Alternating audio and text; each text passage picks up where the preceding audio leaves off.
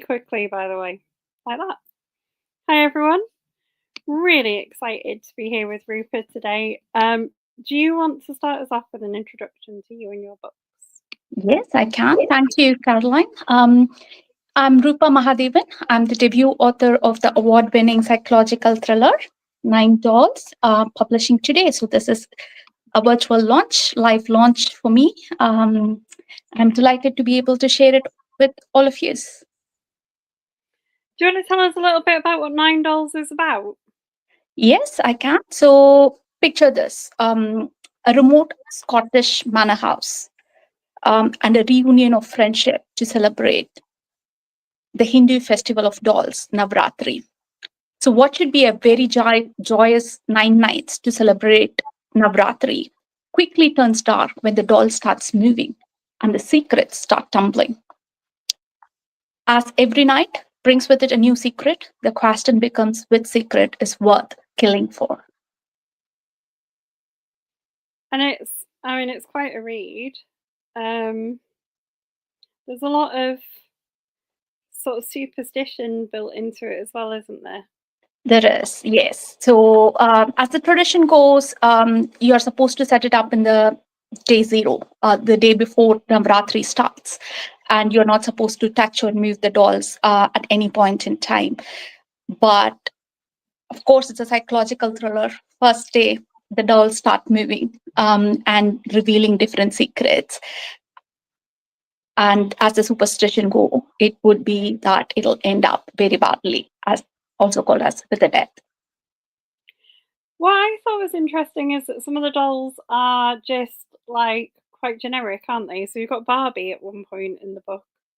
Of course. So the whole theme is it's called a display of the dolls, and while it does have a lot of gods and goddesses and everything else to do with it, but it's also to showcase the way of living. The to show a village scene or a hospital scene, or it's a very visual form of storytelling that's appealed to me right from my childhood. The storyteller in me probably enjoyed a very visual and colorful representation of storytelling. So even now, I think traditionally, it is a combination of, yes, the gods, the deities, and everything, but also shows human models and in different setups. It's a very visual form of storytelling.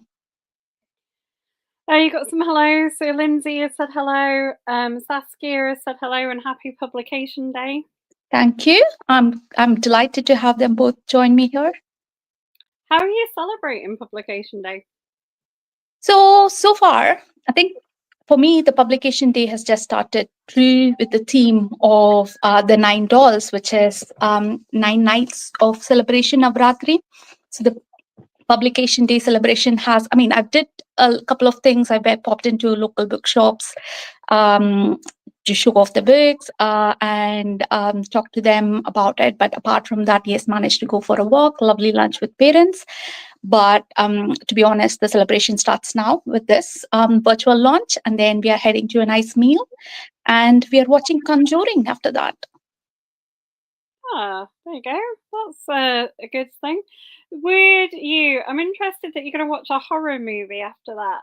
Do you think you've got a little bit of an influence from horror in your I, writing? I think I do. I mean, I have this weird combination. For reading, I'm very, very crime, very psychological thrillers, and everything to do with that. I do love a little bit of literary fiction here and there, and historic fiction is my one of my favorite genres. But when it comes to watching, I love watching horror and the dolls. Anything that has dolls in it, like Annabelle or Megan, I just love them. I mean, they, in my opinion, are custom made for horror genre. So yes, I would like to think it does influence a little bit of my writing. I mean, as family, we love watching a horror movie together. That will be our idle night, a night in a horror movie with some popcorns and some ice cream on the tub. You are very brave because I do not watch horror movies. Yeah. too bad. I think once you get used to it, I love a jump scare, and in the night, I think it's idle. I quite enjoy that. Donna said hello to you as well, and Hi, congratulations. Donna. Thank you. Thank you. I'm glad. So this is your journey started with winning the Joff Books prize. Yes, yes. Do you want me to tell a little bit about the prize itself? Yeah. Okay. So I started writing the story, I want to say end of April last year. And what happened was by end of August or mid of August, I want to say, I've just finished a draft. I knew about Joffrey Prize because a friend of mine who's also a writer, she did mention about this amazing initiative by Joffrey and Audible to support underrepresented writers and bring out the voices that are not normally heard. So I knew of the prize, but I thought I've just literally finished writing, like mid of August, and then end of September is the deadline for submission. I hadn't even read it through. So I thought, okay, maybe not this year. It's a great initiative. It'll be ready in time for next year's prize. And then I parked it, and then I went to Bloody Scotland last year. And completely coincidentally, I was in the panel. I love A. Chowdhury's writing. I'm a big fan of her writing.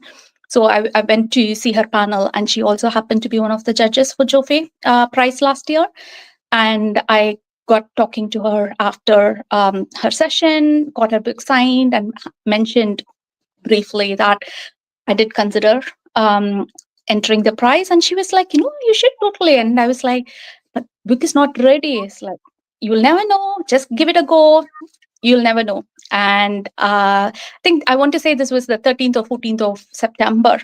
So the next 10 days was like mad, right? I was trying to just read it through. Is it even coherent? I don't really know. Did a quick structural edit, smooth chapters around, and then hit submit on the 23rd of September. And a year and 2 days later, I'm here with my very own copy of the book. It's all a little surreal, to be honest, and I still pinch myself, and that's something that I almost didn't do. Well, and I bet you're really glad that you did now. Yes, very much, very much. It's probably the best decision I did, followed by as soon as I submitted, I was like, it's still not ready. But now that I have submitted to a competition, I was quite keen to try and get an agent because I was complete newbie. I had no idea about how these things work. So I wanted an agent representation. And I knew right at the beginning that Saskia would be my dream agent.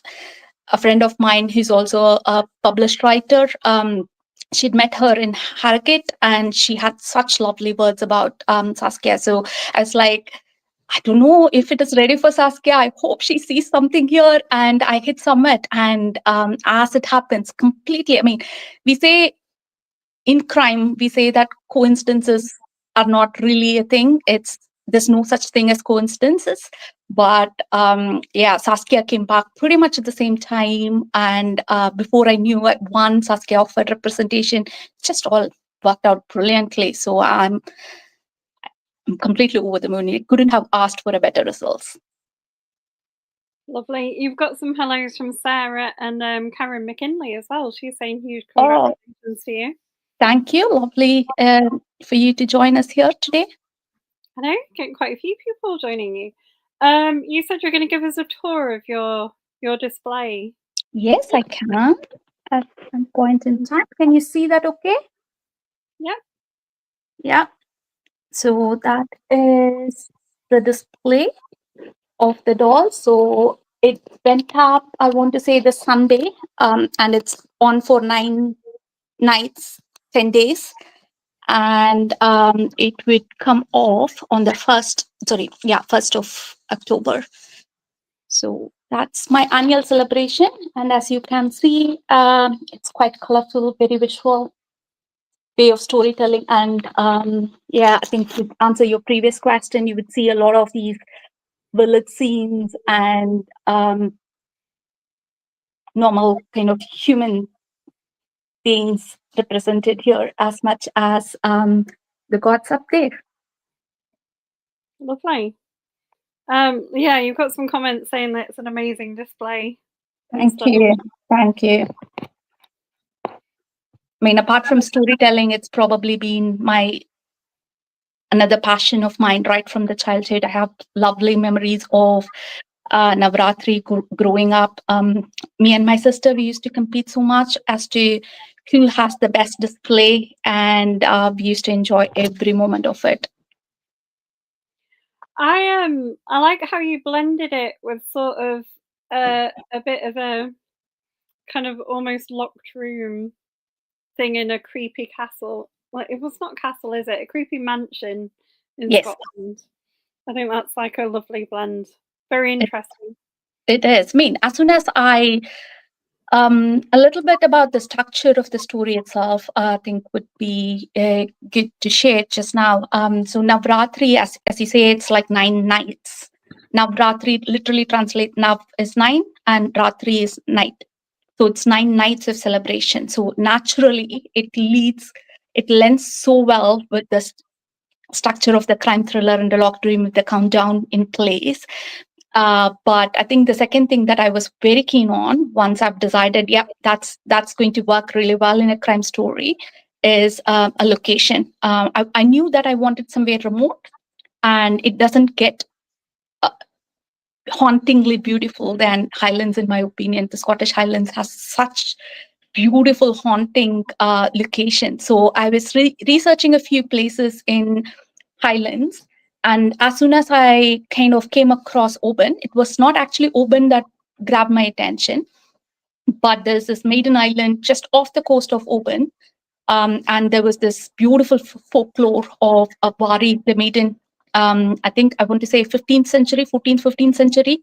And she fell in love with a knight, and she was of common folk, and at that point in time that was frowned upon, and she was called a witch.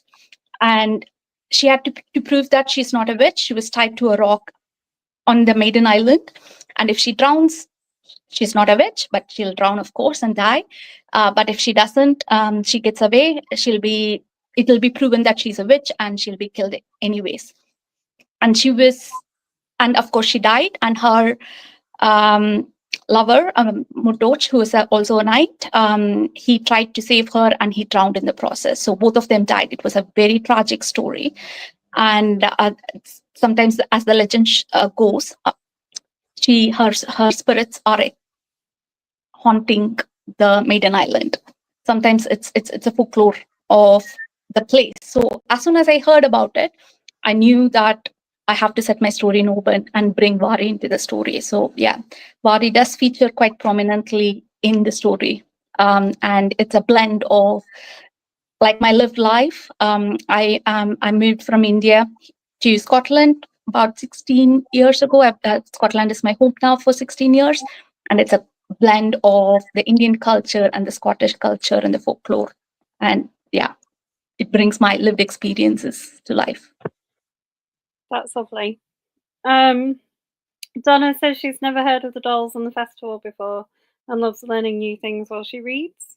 Yeah. No, I think mostly when you say Hindus festival, it's Diwali that comes into mind. It's quite popular, and I grew up celebrating Diwali, but there are about only 1,000 festivals in India, if I'm completely honest. But Navratri and the dolls display has always been my most favorite. I think as fellow storytellers, it will appeal to everybody here because, yeah, it's such a visual and a very three-dimensional way of storytelling, isn't it? Yeah, yeah. I see what you. Yeah, it is very much so. What were your challenges, kind of setting it in that sort of enclosed location?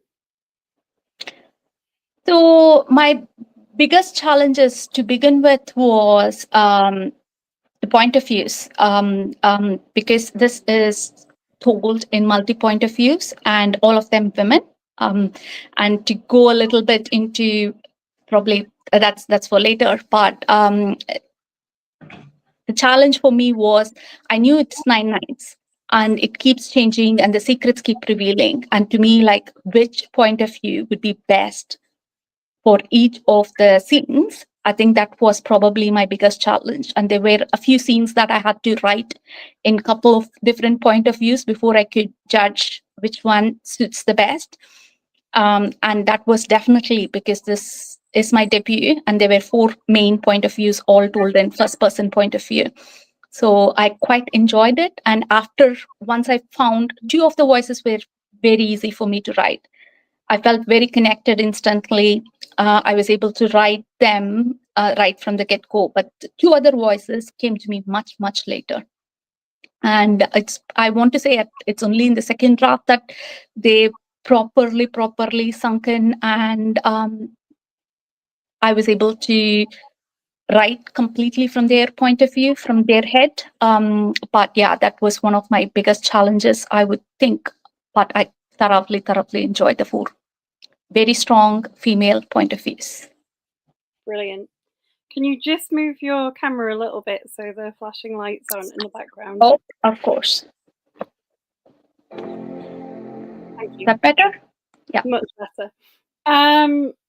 Which 2 points of view did you find difficult to write? So the 2 points of view I found difficult as Nancy and Livy. So I think I want to think probably that's because Leela and Smita had elements of my characteristics massively exaggerated, but elements of my characteristics in them.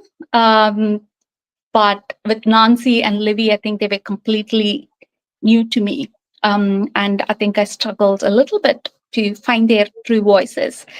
But going by the initial reviews, I'm hoping I've got them right and consistent, and can't wait for the readers to tell me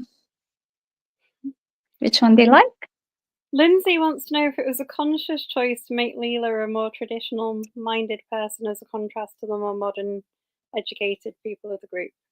It was. I think what I wanted to show is 2 extremes that would go very nicely, because at the end of the day, it's not about stereotyping or anything at all, but there are extremes in any forms of human behavior. So I do wanted to kind of take Leela and make her extremely traditional. And I think that'll give a lenient into the superstitions and all the different darkness within her. And it also gave me a lot of scope to explore the backstory of her. So yes, it was very much a conscious voice, and she was my first voice that landed. That's where I started the story. And for a few chapters, it was just her voice that I kind of, it was inherent inside me, and it just came naturally, is what I want to say. But definitely it was a conscious choice. I wanted to make her very traditional, very superstitious, and yet very strong in her own way. Karen says she loved Smitha. And Donna says, did you have any regrets using such an important festival as a tool to commit murder? Okay. Yeah, I love Smita too. Karen knows that. She's very sardonic, very funny, complicated woman. And I loved writing her. She is somebody who I could relate to, and I grew up seeing characters like Smita quite a lot. So I totally enjoyed writing her. And Karen, Smita is my favorite character too. Loved writing her. Jonah, to your question, I think I'll tell you a little bit about how I came with this idea, because it should have been my own idea, right? So I love Navratri and the doll setup and everything. And I love the crime fiction. I grew up with Agatha Christie and Enid Blyton.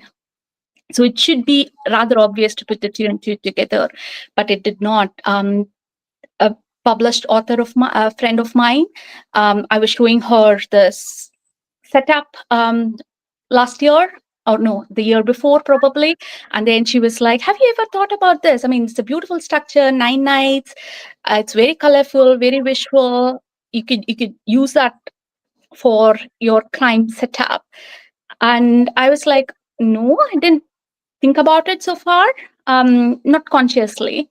And then she didn't press because probably she felt like it might be a little sensitive for me, and it's religious sometimes and things like that. But for me, it was more for a cultural reason than religious reason. And things go wrong anyway. So on Christmas days, there are so many murder mysteries around Christmas and Halloween. Yeah, of course, naturally, it lends beautifully to the crime culture. So Easter holidays, I think, yeah, things go wrong at any point in time. So it's two different things for me. Unlike Leela, I'm not superstitious at all. So yes, I was able to take that and use that in hopefully a really good crime thriller. I quite liked how you used the weather as well to close them off a bit more. Add a bit of atmosphere with the beast from the east. Yeah, no, yeah. The whole point of having them in a remote location is that as soon as the storm hits, they have to be isolated from the rest of the world. So any help or finding things, I think I just wanted to bring that extra element of difficulty for the characters as if they're not already in a nightmare, to be honest. But no, I think it could add to the mistake. I'm a coastal girl. I grew up in the southeast coast of India, and now I live in the southeast coast of Scotland. So the ocean, and mainly when there is a depression and a storm, I think, yeah, that brings something out in me. So it's, yeah. So, what would be next for you, writing wise? Because would you write more with these characters, or would you write something completely different? I have massive respects for people who write series, but I'm not sure if I'm a series writer. So for me, their story is done. And this Joffé Prize came with a 2-book deal with Joffé. So I've just handed in my book 2. It's with a completely different set of characters. Um, and there are cultural elements there, definitely, but this is not very similar. It doesn't have the same theme as Navratri or another festival. So I've just handed in. It's a completely new, different cast of characters. It's difficult for me to keep the characters consistent from the start of the story to an end, and to keep them consistent over the series. I mean, I have massive respect for people who do that, but yeah, I don't think I have it in me. Would you go for a similar kind of psychological thriller vibe, or is it going to be light? Very much psychological thriller. So book 2 is about a window cleaner who gets obsessed with the perfect life, or what she sees as a perfect life of her client, who's a celebrated immigrant women's charity founder. And then she goes missing. And when everything turns to her, the suspicion turns to the window cleaner, her criminal past comes to light, and what happens after that. So it's about life, which the illusion of a perfect life and obsession are the themes that I'm going for in Big J. Yeah, sounds good. Karen's wondering how you're feeling on publication day. Still a bit surreal. I keep, as I say, I keep pinching myself quite a lot. Yeah, I'm feeling extremely lucky, and the weather has been brilliant here. It was quite sunny, lovely day. So yeah, still sinking in, Karen. To say the truth. What have you got set up after this? So we've talked about publication day, but have you got any other events coming up? Yes, on Saturday, I'm doing a panel, the first ever thriller panel for Edinburgh Women's Fiction Festival, with the brilliant Sunday best time seller Heather Darwin. So that'll be at 6:30 in Morningside Church. If anybody watching this wants to go, I would be delighted to have you there. And we also have a digital access for the event. So if you want to join us there, that'll be great. And Monday, I don't have my official launch today. The official launch is in my local library, Curry Library, for very sentimental reasons. Karen knows what it is. And yeah, that's where my official launch on Monday is. And apart from that, there are a few things brewing that I cannot really divulge at this moment in time. But yeah, the support from the writing community has been brilliant. Feel blessed. Yeah, you should post about the event with my permission at the Morningside Library in the group. Yes, I will. Thank you. That's a great idea. Yes. Yeah, we can let our Scottish admin know as And well. And if I can brag a little bit about the past event, I was up there. It was 2 weeks, a week and a half, I want to say. Yes, at Bloody Scotland, doing a crime spotlight. And I mean, I'm not dropping any names, but it was brilliant to go in front of Sir Ian Rankin and Kate Atkinson for my 3-minute slot to introduce my book. No, it was lifetime experience. I loved every minute of it. Exciting. Lindsay says, you've mentioned reading Agatha Christie. Are there any authors from the subcontinent you would recommend? There are, I mean, Wasim Khan is great. Abir Mukherjee, I love Abir's writing. Imran Mahmood, but unfortunately, in India, like authors who are residing in India, there's not many who write crime thrillers. It could be because they don't have the audience, or it could be because they haven't explored that genre yet. But unfortunately, growing up in India, I was more into. So, what I used to do is for historic fictions and a drama, I used to read Indian authors in local language, native language that brings beautifully to life our past glory and things like that. I love that. And for my crime, those I always go for Agatha Christie or Enid Blyton. I mean, Enid Blyton to begin with, of course, and then Agatha Christie. Fair enough. Donna's asking if you've been checking your Amazon rankings obsessively. Not yet. I want to say I have checked a couple of times today. I won't lie, but it's more Goodreads, Donna, that keeps me awake. I keep refreshing Goodreads to see if they've got new reviews coming in, and today was like I was over the moon because one of them had actually I don't know, I haven't mentioned this explicitly, but Agatha Christie's and then there was none. It has a few things that share the theme with my 9 dolls, which is of course the usage of dolls. It's quite prominent there. It starts off with 10 dolls, and then as each of them die, a doll has been removed or massacred somehow. And then, of course, the number countdown. So that's 10, and mine is 9 dolls. So I'm a massive, massive Agatha Christie fan, if you cannot tell that already. So there was this beautiful review written today that pointed out exactly that it felt a little like Agatha Christie, and I couldn't have asked for a better review. That's me done, right? So I am not yet checking the BSR rating, but that's not to say that will not come. Maybe in the next days. If you ask me what ranking it is now, I would not know. I know it's in 2000s, but I don't know.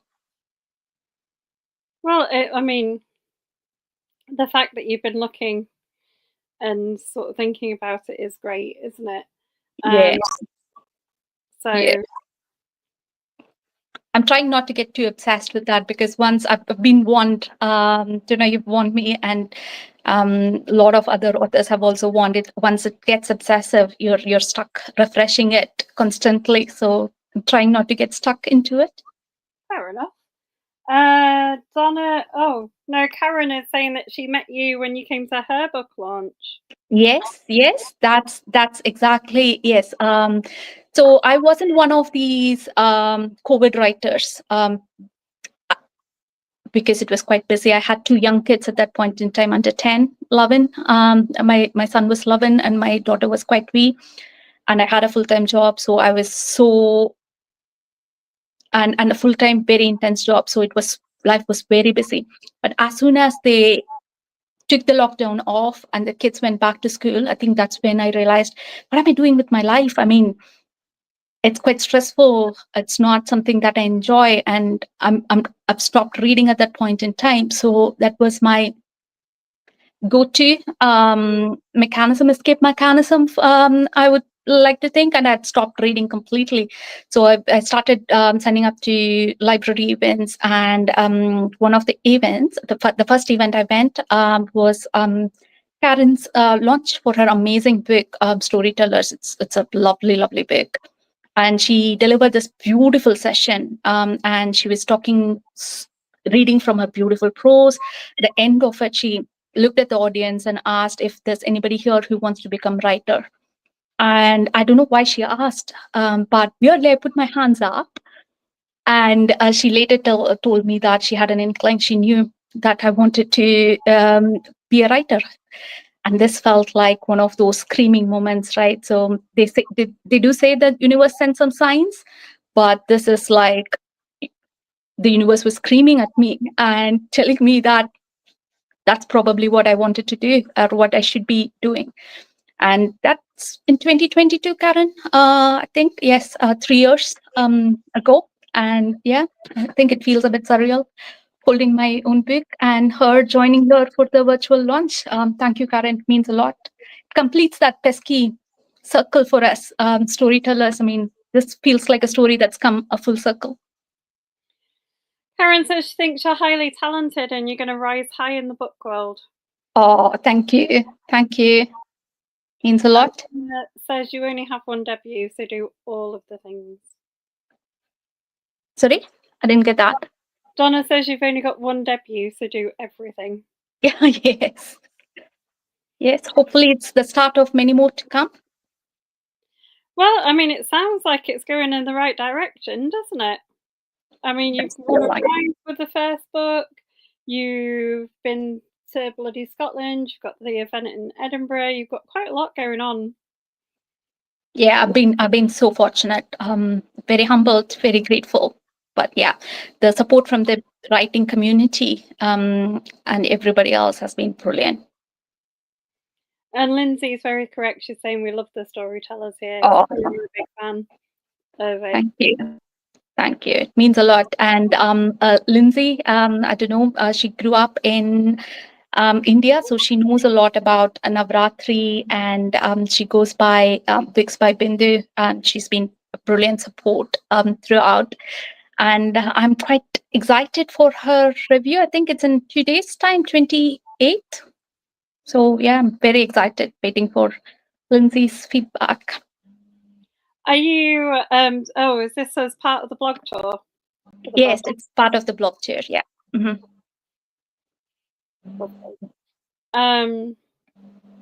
Sam, if Sam was interviewing you, one of her favourite questions is if Netflix come knocking on the door for an adaptation of Nine Dolls, what character would you like to play? Oh, me? I don't have an acting bone in me, to be honest. I quite fancy Leela or Smitha.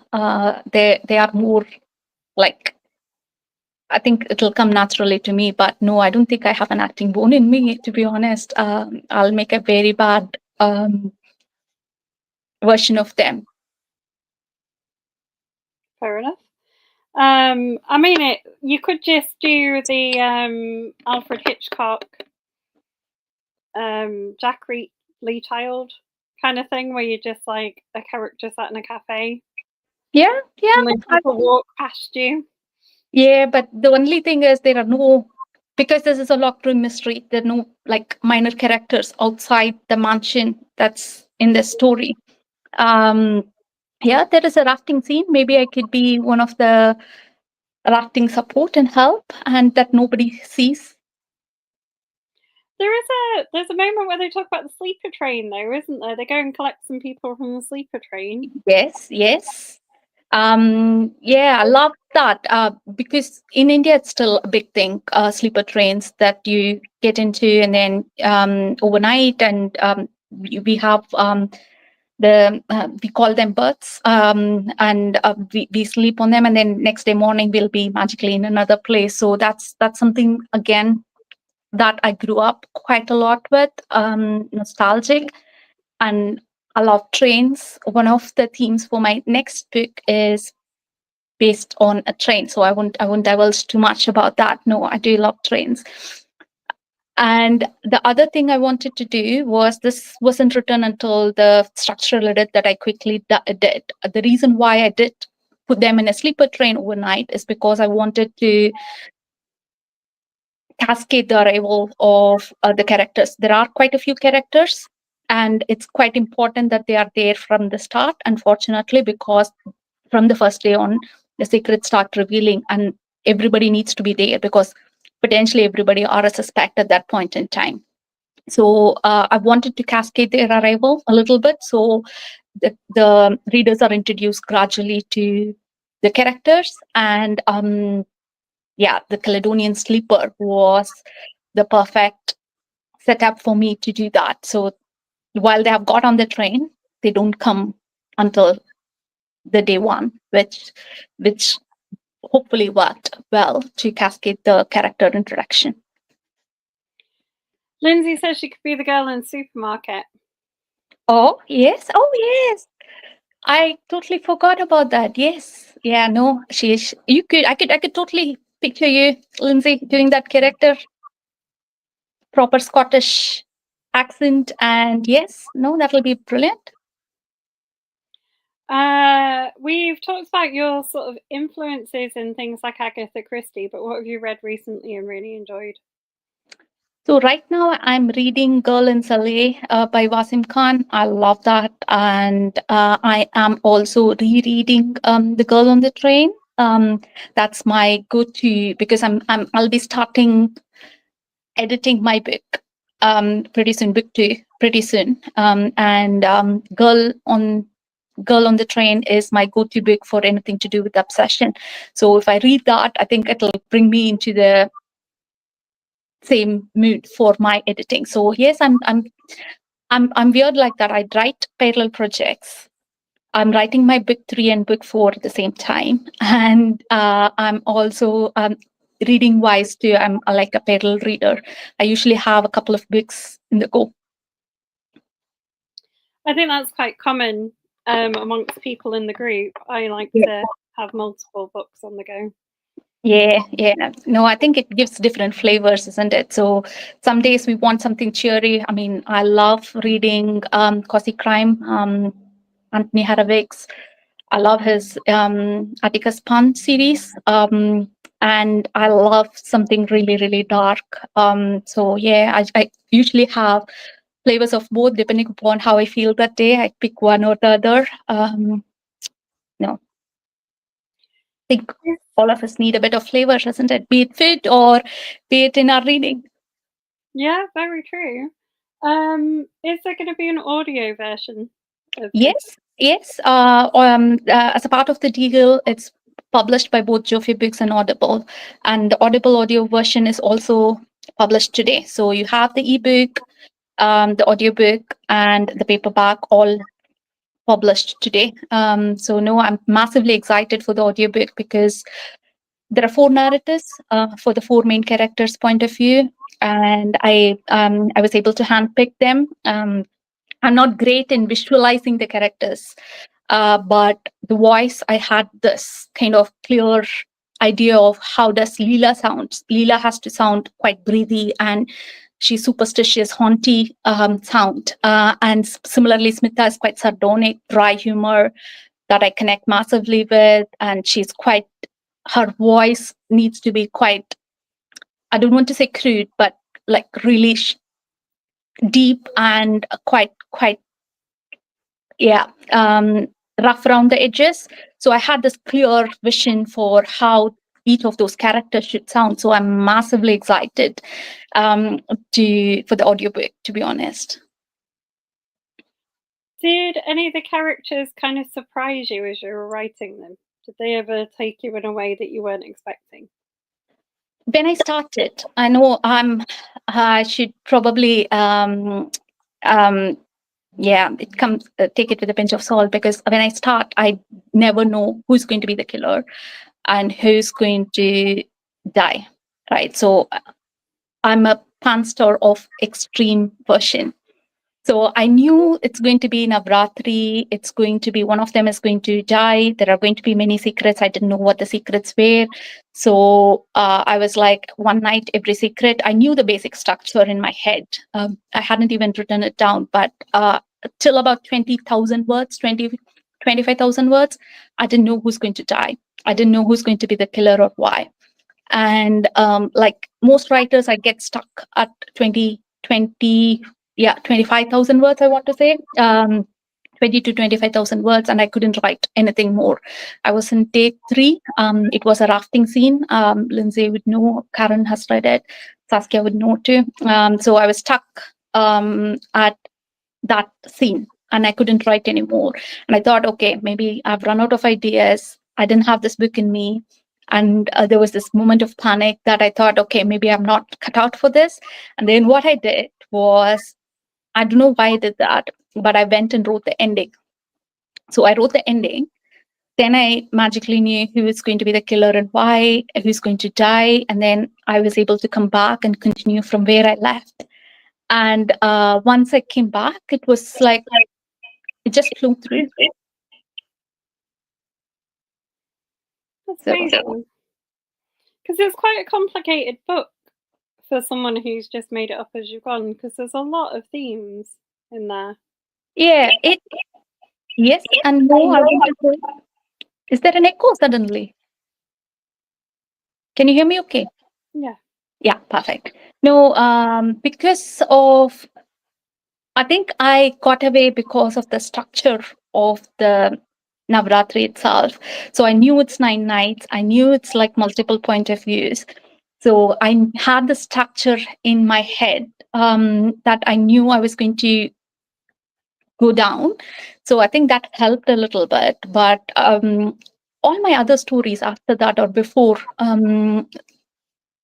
I've always done this. But only when I was writing this story that I kind of accidentally found out that's my writing style. So 25,000 words in, I have to pause and go and write the ending. And then when I come back, I know what the foreshadowing should be, what the character should do, who's going to die, who's going to be the killer. But until then, I don't even know that, because I'm still working out the characters. I don't know who I like enough or don't like enough to make them the killer and give them the corresponding backstory.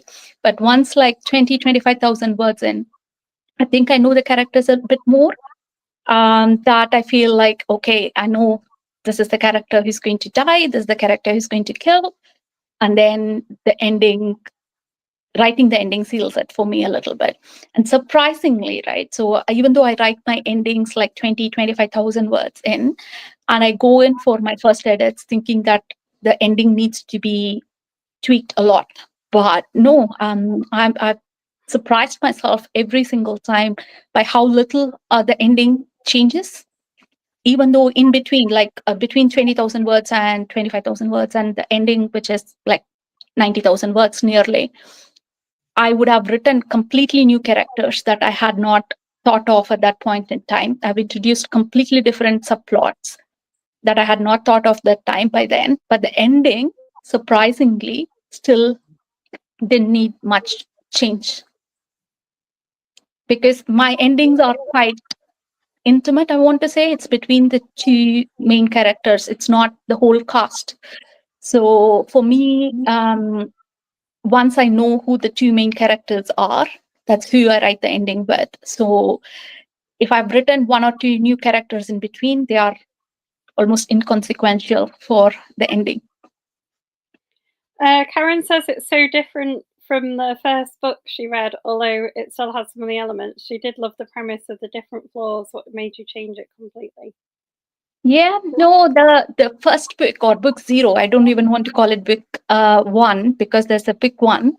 Book zero was what I called as hexagon dreams. So it is about the dreams that spill over to reality. And there's this, it for me, it was more literary fiction than crime fiction. And it is more about interpretation of the dreams and how that translates into real life. What will happen if you have a nightmare and you suddenly wake up and find that the end of your nightmare has actually happened somewhere, and then you go on a tangent trying to uh, work out what's happened and why it happened and all that. So it was turning out more into the literary fiction world. And for me, the I'm a crime girl through and through. So I didn't find it in me to finish that. So I never finished it, Karen, unfortunately. But maybe I can revisit it with my newly found skills at some point in time, I hope. Oh, Karen says she still wants to read it in full one day because she loved the premise. Yeah, no, I do like the premise. Then there was a book one before this. So this is actually my second full novel that's completed. Book one is I'm very optimistic, and that was my first full length novel that I've finished. So yeah, hopefully I do have high hopes for both Hexagon Dreams and my book zero. Sorry, book one. Donna says, have you got any more plans to merge crime fiction and traditions from your culture in future books? Very much, very much. So while this might not be a full-fledged with the backdrop of like how it is for Navaratri, my book two does feature Holi. So there are quite a few different regional festivals, and Holi is very famous in the northern part of India. So my character is a Punjabi migrant, and Holi is featured in some of the scenes, quite important scenes. So Holi is also another colorful festival, and that is featured in my book too. And in my book three, I am hoping to showcase the big fat Indian wedding. So yes, so there will be quite this cultural and colorful themes, hopefully, that I can carry through in each of my books. Lindsay says she adores Holy. Sorry, she would also? Lindsay says she adores Holy, so I think she's in for book two. Yeah. Yes, lovely. I'm cautiously optimistic at this point in time because I'm expecting my edit comments through end of this month. But no, I'm massively excited for book two. And you said you're already writing because you got two book deal, and you're already writing book 3 and 4. So it sounds like you've got quite a lot of ideas. Yeah, it's quite difficult to rein in the ideas, right? Because it's always the next shiny new thing that grabs your attention. And I know I'm writing book three and four, and then for some strange reason, this title came to my head. It's called Women in Purple, and then I was like, I don't know why, and then it stuck in my head, and I was like, I need to think about what story would fit into that. And then I have this big thing brewing in my head. No, I think it's for me personally, because I do get this parallel ideas. It's about reining in, not letting the next new shiny thing take over. But no, I'm excited about all the three ideas, to be honest. Karen's asking, I was going to ask this actually, but Karen's asking, are you writing full time? No, I have a full-time job. In my day job, I'm a project manager in a very corporate world. So Excel sheets, PowerPoint presentations, very organized. So that lets me tap into a side of me, that's very organized, which is completely different to the messy creative side of me when it comes to writing and elsewhere in my life. So yeah, I think got this compartmentalization with me, so almost like a split personality. So yes, the work mode is very organized, and Excel sheets, full-time job. But yes, writing is my passion and what I live for by the day job and the night job, I guess. Do your work colleagues know about your writing?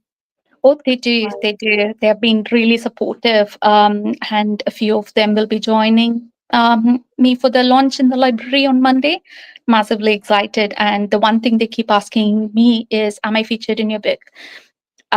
So yeah, I've told them not yet, and but yeah, it's like a file, right? So you see people, you see what they do, what they don't, how they laugh, and it goes into a file in your head. And sometimes you do draw upon it when. So my book two is definitely based on somebody, and she knows it, and she's very supportive.